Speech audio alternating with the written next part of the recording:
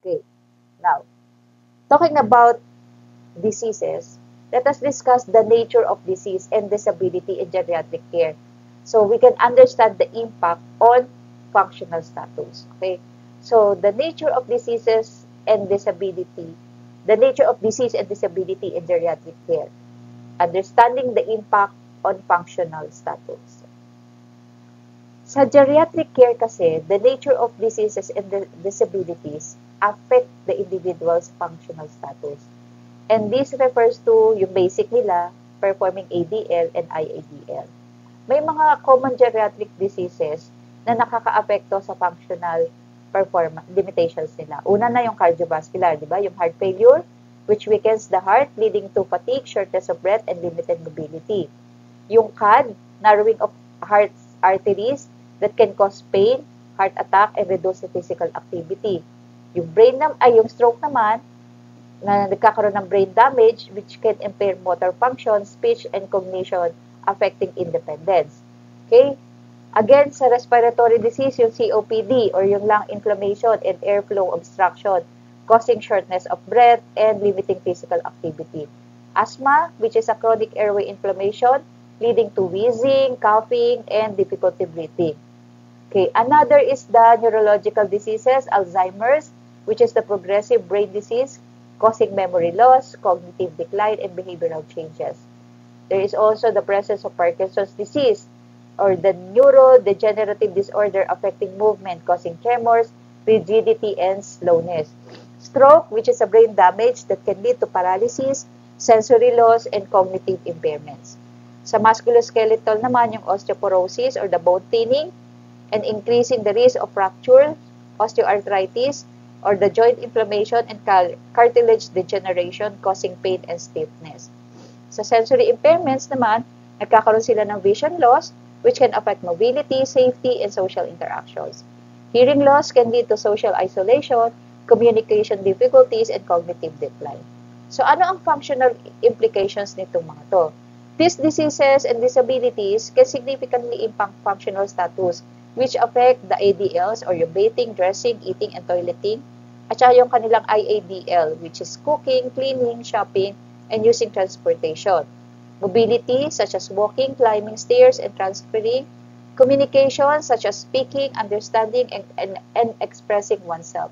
Sa cognition naman, yung kanilang memory, attention, problem solving, and decision making. So, how do we address functional limitations? We can offer or we can recommend assistive device which can help with mobility, communication, and the performance of ADL. We can also recommend for environmental modifications, adapting the home or community to accommodate functional limitations.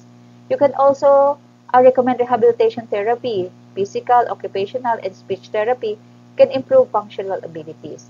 So you can also recommend for caregiver support, providing assistance and support to caregivers. So understanding itong mga nature of the diseases and disabilities in geriatric care is very important for us to develop effective care plans that will address functional limitations and promote independence and quality of life of our older clients. Okay. Now, again, going to tailor fitting the nursing assessment to the older person in geriatric care. So when conducting nursing assessment for an older adult, it is important to consider the unique physical, cognitive, functional, social, emotional changes that occur with aging. By tailoring the assessment to these specific needs, we can ensure that they are identifying and addressing the most relevant issue. Okay? So, again, meron dito, ang mga key considerations natin dito, yung physical changes, sensory impairments, chronic conditions, diba? Frailty, yan yung mga yon.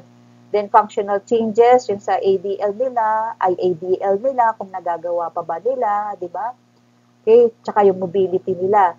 Then, under cognitive changes, yung mild cognitive impairment, tsaka yung presence of dementia, delirium. Sa social and emotional changes, yung presence of loneliness, depression, anxiety. Now, sa environmental factors naman, yung home safety, tapos accessibility, presence of social support. Okay? So, yung comprehensive evaluation na included yung mga minention natin, ay napaka-importante para makapag-tailor fit tayo ng mga care plan natin for them. Kasama sa pag-tailor fit ng care plan natin will be the use of different tools. Una nga ito, yung GDS or Geriatric Depression Scale, which is a screening tool for depression in older adults. Yung MMSE or the Mini Mental State Examination, which is a cognitive assessment tool used to screen for cognitive impairment. Yung FIM naman, or the Functional Independence Measure, is a measure of functional status that assess the patient's ability to perform ADL and IADL. So if we can tailor fit our assessment to the unique needs of our older adults, we can ensure that we are providing high-quality patient-centered care. And this involves considering so many factors, yung physical, cognitive, functional, social, emotional, and even environment. Okay, so the use of appropriate assessment techniques to identify and address the patient needs are really very important. So, let's go to health history in geriatric care. So, sino ba si interviewer, the client, and health history format and physical examination? So, the health history is a very important also part of geriatric care. This can provide us valuable information about the older adult's past and present health status. This can serve as our foundation if we want to develop a comprehensive care plan. Okay. So, let us first understand sino si interviewer. Tayo yon. Si interviewer is typically tayo, such as nurse, physician, or social worker. So, we should have the strong understanding of geriatric care and able to establish rapport with our older adults. So, sino yung client? Siyempre, si patient. Ang client is the older adult who is undergoing the assessment. It is essential to create a comfortable and welcoming environment for the client, ensuring that they will feel heard and understood. Okay, next is the health history format. The health history format may vary or pwedeng mag-iba depending on the specific needs and preferences of the organization. However, meron mga basic format in health history. Unang-una dyan, syempre, identify the information, yung name, yung date of birth, yung address, at saka yung contact information. Then, after that, yung chief complaint niya. Ano yung main reason niya kung bakit siya nag-visit? Then, proceed with the history of present illness, which should be a detailed description of the current health problem, including onset, duration, severity, and associated symptoms. Okay?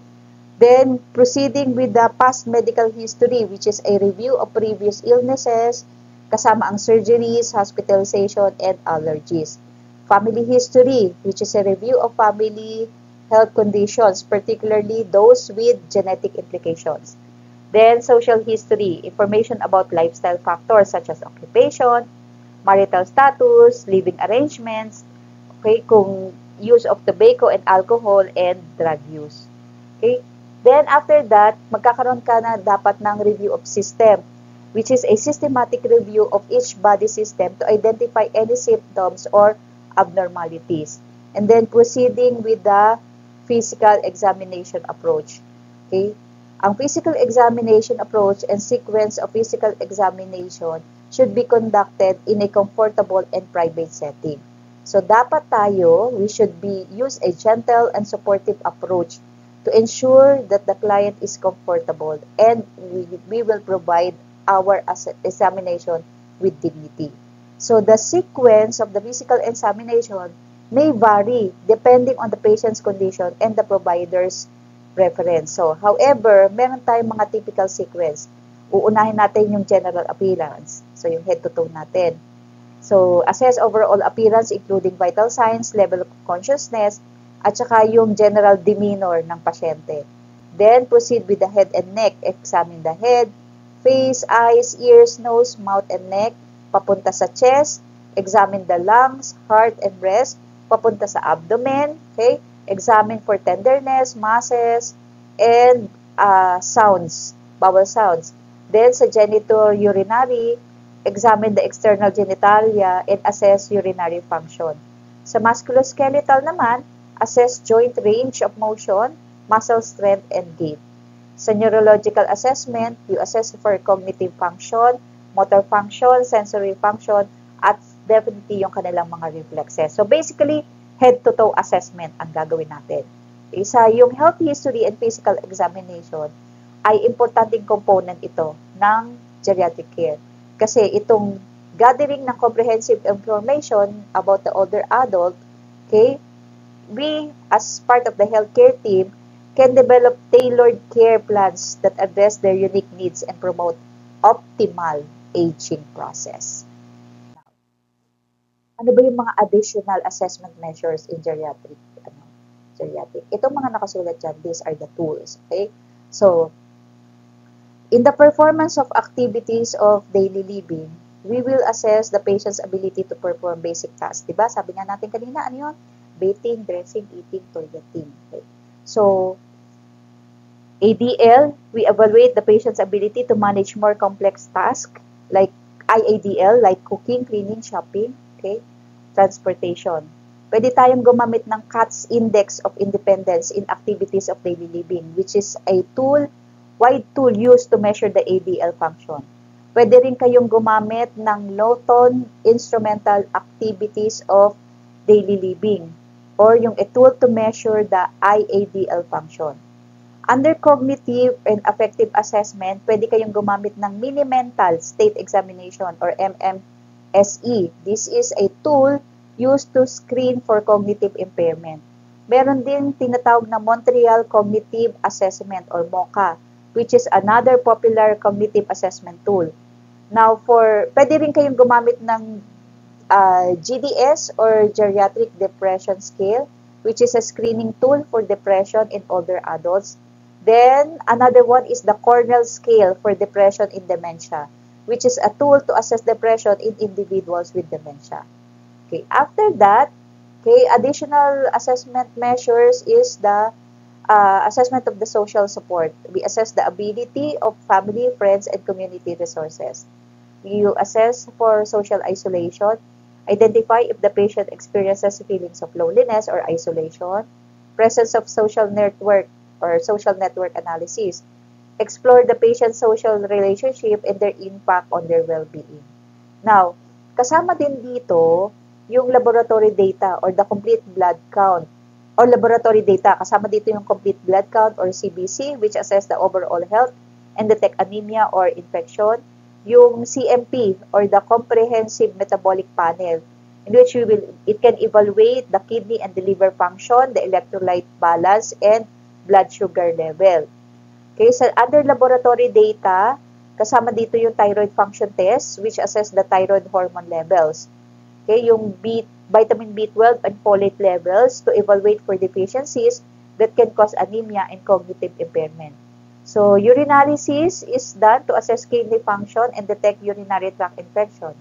So, integrating all these assessment measures, okay, into the overall geriatric assessment is important para makagather tayo ng comprehensive data and provide us understanding of the patient's needs and to develop again yung tailored fit care plan. So by considering yung mga functional status, cognitive and affective factors, social support, laboratory data, we can address the multifaceted challenges faced by older adults and promote optimal aging. Remember that specific assessment measures used may vary depending on the patient's individual needs and the resources available. So, napaka-importante to select tools that are appropriate, reliable, and valid for the target population.